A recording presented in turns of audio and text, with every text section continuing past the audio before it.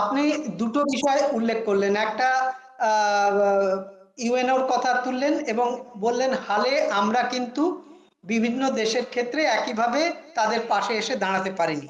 তো এই দুটো বিষয় আমি একটু বিস্তারিত জানতে চাইবো। হালে কি আমাদের বিদেশ নীতির কোনো পরিবর্তন হয়েছে? আমি যদি আরো স্পেসিফিক ভাবে বলি যে 2014 পর বিজেপি সরকার ক্ষমতায় আসার পর আমাদের বিদেশ নীতির কি কোনো পরিবর্তন হয়েছে? এক্ষেত্রে আমি দেখুন, তিনটে কথা বলবো। বিদেশ নীতির পরিবর্তন অবশ্যই হয়েছে। পরিবর্তন হওয়ার কারণটা শুধু এইমাত্র নয় যে 2014 সালে মোদী সরকার ক্ষমতায় এসছে, সেটা একটা মস্ত বড় কারণ, কিন্তু তার সঙ্গে আরো অন্যান্য কারণ আছে। একটা জিনিস আমরা যদি বলি, মানে যদি আমরা সাবস্ট্যান্সের কথা দেখি, মানে বিদেশ নীতির যে বিষয়গুলো নিয়ে আমরা ক্রমাগত আরো বেশি জড়িয়ে পড়ছি, এটা কিন্তু শুধুমাত্র আমাদের চোখের সামনে ওই বড় বড় যুদ্ধের ব্যাপারগুলোই পড়ে, কিন্তু তাছাড়াও আরো অনেক বিষয় আছে। আগামী দিনে প্রযুক্তি কি চেহারা নেবে, আর্টিফিশিয়াল ইন্টেলিজেন্স কি চেহারা নেবে, সাইবার সিকিউরিটি কি চেহারা নেবে, স্পেসে আমাদের কি ধরনের কার্য কার্যাবলী হবে। এই সমস্ত বিষয়গুলো কিন্তু আমি জাস্ট অল্প কয়েকটাই নাম করলাম। বিভিন্ন ক্লাইমেট চেঞ্জ থেকে শুরু করে অনেক জিনিস রয়েছে যার জন্য বিদেশ নীতির যে সাবস্ট্যান্সটা, যেটার উপরে বিদেশ নীতি নির্ভরশীল, সেটা ঠিক আগের মতো নেই যে আহ, হয় শান্তি হলো নয় যুদ্ধ হলো ইত্যাদি। সেই জিনিসটা রয়েছে, কিন্তু তার সঙ্গে সঙ্গে সাবস্ট্যান্সে অনেক পরিবর্তন আসছে, এবং তার ফলে বিদেশ নীতিটার মধ্যেও একটা পরিবর্তন আসতে শুরু করেছে, যে বিদেশ নীতিটা অনেক বেশি বলা চলে এক্সপার্ট নির্ভর। মানে এর জন্য এক্সপার্টাইজ দরকার, বিশেষজ্ঞ জ্ঞান দরকার, এবং সেইভাবে বিদেশ নীতির ফরমেশনের একটা দিক আসছে। এটা একটা কিন্তু পরিবর্তন। এবার যদি রাজনৈতিক ভাবে বলেন, যে মোদি গভর্নমেন্ট এবং তারপরে বলা চলে তার প্রথম দিকে সুষমা স্বরাজ ছিলেন বিদেশ মন্ত্রী, এবং তারপরে এখন জয়শঙ্কর। একটা জিনিস লক্ষ্য করতে হবে যে ভারতবর্ষে বিদেশ নীতিতে প্রধানমন্ত্রীরা খুব গুরুত্বপূর্ণ ভূমিকা নিয়েছেন। তারাই মোটামুটি বিদেশ নীতি নির্ধারণ করেছেন মোটের উপর। যদি না সরকারগুলো দুর্বল জোট সরকার হয়, যেমন দেবেগৌড়ার ক্ষেত্রে বা চরণ সিং বা বলা চলে চন্দ্রশেখর, এদের ক্ষেত্রে বিদেশ নীতির অত গুরুত্ব ছিল না। কিন্তু তা বাদ দিয়ে চিরকালই ভারতের বিদেশ নীতি প্রধানমন্ত্রীর দ্বারা নিয়ন্ত্রিত হয়েছে। আজকের দিনেও তার ব্যতিক্রম হয়, এবং তার ফলে যেটা হতো, আমরা দেখতে পারতাম যে বিদেশ মন্ত্রকে যিনি মন্ত্রী হতেন, তিনি খুব অল্প সময়ের জন্য মন্ত্রী হতেন। তিনি বিদেশ মন্ত্রী হলেন, এবং তারপরে পাল্টে তাকে ফিনান্সে দেওয়া হলো, তারপর ডিফেন্সে দেওয়া হলো, এবং এভাবে প্রচুর মন্ত্রী খুব দীর্ঘ সময়ের জন্য আসতেন না। মোদী সরকারের ক্ষেত্রে একটা পরিবর্তন একটা লক্ষ্য করা যেতে পারে, সেটা হচ্ছে যে সুষমা স্বরাজ দীর্ঘ সময়ের জন্য ছিলেন, এবং তারপরে জয়শঙ্কর আসেন, এবং জয়শঙ্কর পরপর দুটো বলা চলে এই সেকেন্ড টার্ম, মোদির থার্ড টার্মেও আর কি, প্রথম টার্মে সুষমা স্বরাজ, দ্বিতীয় তৃতীয় টার্মে বলা চলে জয়শঙ্কর চলছেন। এর ফলে যে বিদেশ মন্ত্রক এবং বিদেশ মন্ত্রী, তার একটা প্রভাব পড়তে থাকে আন্তর্জাতিক আহ বলা চলে যে বিদেশ নীতির ক্ষেত্রে, সম্পর্ক যেভাবে তৈরি হয়। এবং যেহেতু আমাদের যে বিদেশ মন্ত্রক এখন, বিদেশ মন্ত্রী এখন জয়শঙ্কর, যিনি নিজে ক্যারিয়ার ডিপ্লোম্যাট, আমরা একটা স্টাইলের তফাৎ লক্ষ্য করছি, যেটা হচ্ছে ভারত অনেক বেশি এখন কথা বলে, অনেক বেশি বিভিন্ন বিষয়ে আলোচনা করে, অনেক বেশি বিভিন্ন বিষয়ে নিজের মত রাখে, এবং তার ফলে যেটা হচ্ছে যে আপনি বলতে পারেন যে একটা অ্যাসার্টিভ বা আহ আগে যেরকম ভাবে আমরা অনেক বিষয়ে কথা বলতাম না, এখন সেসব বিষয়ে কথা বলি, এবং এইসব বিষয়ে কথা বলার কারণে তার প্রত্যুত্তরও আসতে পারে।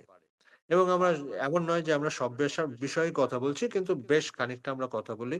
এবং জয়শঙ্কর যেমন তার বিভিন্ন আলোচনার মাধ্যমে বিভিন্ন ইন্টারভিউ দেন, তিনি বিভিন্ন জায়গায় থিঙ্ক ট্যাঙ্কের ওখানে বসে আলোচনা করেন, এবং তার ফলে ভারত কি ভাবছে, ভারতের কি ধারণা বিদেশ নীতির ক্ষেত্রে, আন্তর্জাতিক সম্পর্কের ক্ষেত্রে, তার একটা মোটামুটি সিগন্যাল অন্যান্য দেশের কাছে পৌঁছে যায়।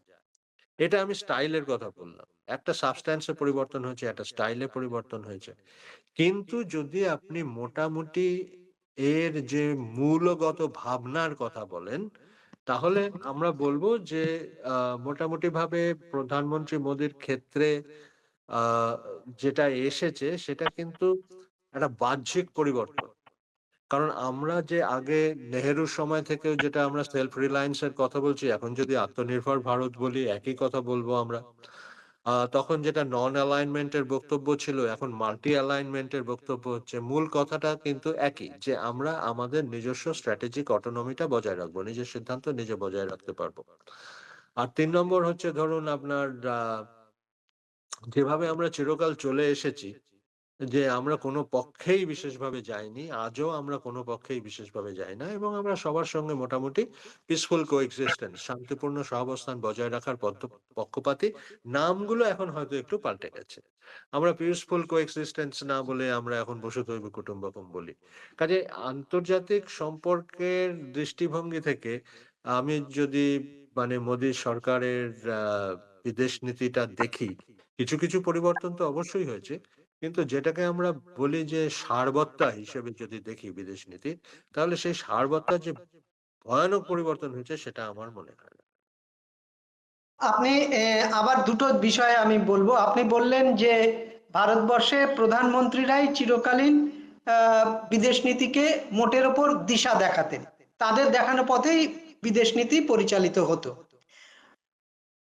প্রধানমন্ত্রী নরেন্দ্র মোদী, তিনি প্রধানমন্ত্রীর আসনে বসার পর থেকে সারা পৃথিবীর একাধিক দেশ ভ্রমণ করেছেন, এবং তার ফলে ভারতবর্ষ কি এই পহেলগাঁওয়ের পর যে সন্ত্রাসবাদী দেশ হিসেবে পাকিস্তানকে একঘরে করার চেষ্টা, যেটা আপনি বললেন আমরা আমাদের অবস্থান অপারেশন সিঁদুরের পর বিভিন্ন দেশে প্রতিনিধি পাঠিয়ে করেছি, সেটার কতটা সুফল আমরা তুলতে পারলাম? দেখুন, পাকিস্তানের যদি আভ্যন্তরীণ পরিস্থিতি না পাল্টায়, পাকিস্তানে যদি এই মিলিটারি একটা রোল, একটা তার ভূমিকা যেটা রয়েছে, সেটা যদি এরম ভাবেই চলতে থাকে, সেখানে যদি গণতন্ত্রের বিকাশ না ঘটে, এবং যে হারে সেখানে ধরুন সন্ত্রাসবাদের প্রসার ঘটছে, শুধু পাকিস্তান থেকে ভারতের বিরুদ্ধে নয়, পাকিস্তানের মধ্যেই তাহরিকে তালিবান পাকিস্তান রয়েছে, বা বালোচ ন্যাশনালিস্ট যারা রয়েছে, তাদের একটা ভূমিকা রয়েছে। এই রকম পরিস্থিতিতে আহ পাকিস্তান হঠাৎ সন্ত্রাসের পথ ছেড়ে দেবে, সেটা আমার মনে হয় না। দ্বিতীয়ত, পাকিস্তান আমেরিকার সঙ্গে পাকিস্তানের একটা সম্পর্ক, এর বিভিন্ন কারণ রয়েছে। চীনের সঙ্গে পাকিস্তানের যে সম্পর্ক, এবং তাদের থেকে পাকিস্তানের যে সাহায্য প্রাপ্তি, আর্থিক এবং খানিকটা অস্ত্রশস্ত্রেরও বিষয়ে, যেটা আবার ভারতের বিরুদ্ধে ব্যবহার করা যেতে পারে। এইরকম একটা পর্যায়ে যখন, তখন পাকিস্তানের পক্ষে মানে আমার মনে হয় না যে আমাদের সমস্যাটার সমাধান হয়ে গেছে। কারণ আবারও এই ধরনের আক্রমণ হতে পারে। সেই যে ব্যাপারটা, সেটার কিন্তু সম্ভাবনা রয়েই যায়। সুতরাং আমরা কি সুফল পাবো সেটা তো এখন বলতে পারি না।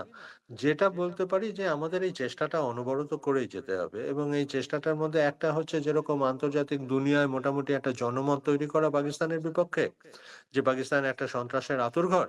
আবার অন্যদিকে যদি পাকিস্তান কোন রকম ব্যবস্থা নেয়, মানে ক্রস বর্ডার টেরোরিজমের মতো কিছু ঘটে, তাহলে তার বিরুদ্ধে আমাদেরই, একমাত্র আমাদেরই, আমি অন্য কোনো দেশকে এখানে বলছি না, মানে প্রত্যেকটা দেশ, যেটাকে ওয়ার অন টেরর বলা হয়, সন্ত্রাসের বিরুদ্ধে যদি যুদ্ধ করতে হয়, তাহলে প্রত্যেকটা দেশকে শেষ পর্যন্ত নিজের দক্ষতা, নিজের সামর্থ্য, তার উপর ভিত্তি করেই করতে হবে। কেউ এসে ঠিক পাশে, যেটা একদম শুরুতে কথা হচ্ছিল, পাশে দাঁড়ানোর এখানে প্রশ্ন নেই।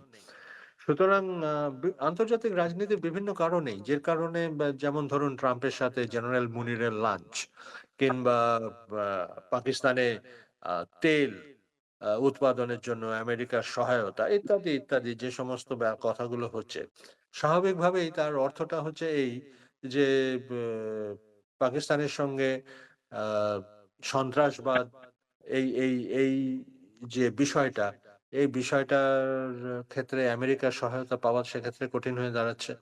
তাই যদি হয়, তাহলে পরে আমাদের বলতে হবে যে তাহলে আমরা সুফল পেলাম কোথায়।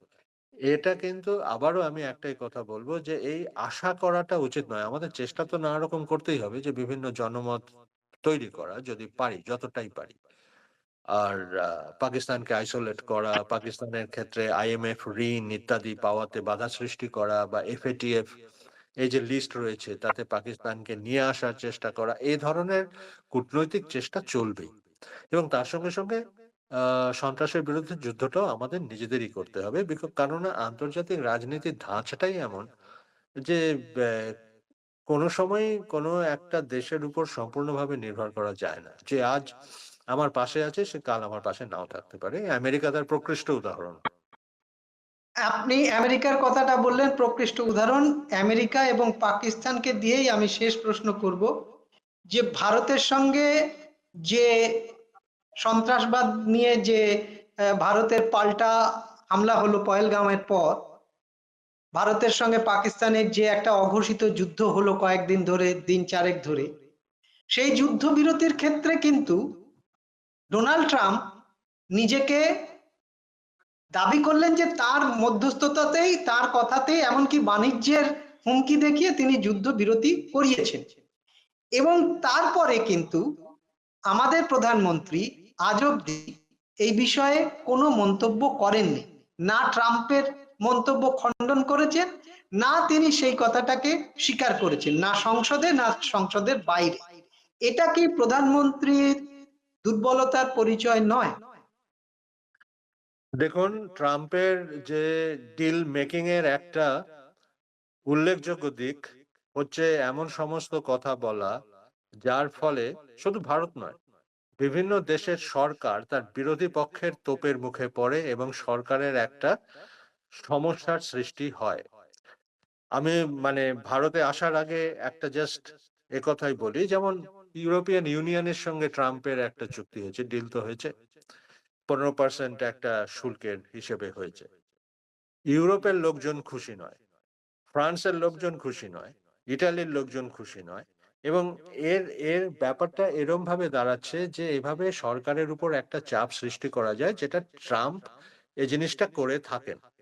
এবার ট্রাম্প যে সিজফায়ার করেছেন ভারত পাকিস্তানের মধ্যে, যদি ট্রাম্প এই জন্যই করে থাকেন যে আমরা বাণিজ্য হুমকি দিয়ে সিজফায়ার করিয়েছি, মানে কি? মানে তোমাদের সঙ্গে আমাদের বাণিজ্য চলবে, তাই তো? বাণিজ্য সহায়তা দেব, বাণিজ্য ভালোভাবে চলবে, তাই তো?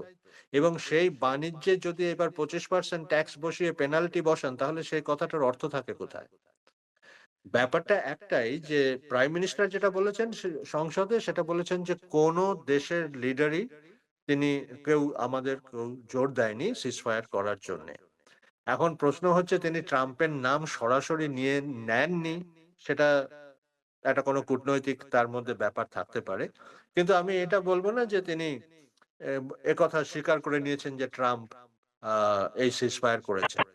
সদ্য সদ্য ট্রাম্প একথা বলেছেন যে যখন ট্রাম্প এই ধরনের কথা বললেন যে নতুন যেটা যেটা পেনাল্টি করা হবে ইন্ডিয়ার উপর রাশিয়া থেকে তেল কেনার জন্য, এবং তারপরে পরে ট্রাম্প সদ্য সদ্য বলেছেন যে উনি শুনেছেন যে ইন্ডিয়া রাশিয়া থেকে আর তেল কিনছে না। তারপরে পরে আবার ইন্ডিয়া থেকে যে ধরনের খবর শোনা যাচ্ছে তাতে বলা হচ্ছে যে ইন্ডিয়া এখনো কিনছে এবং ভবিষ্যতেও কিনবে।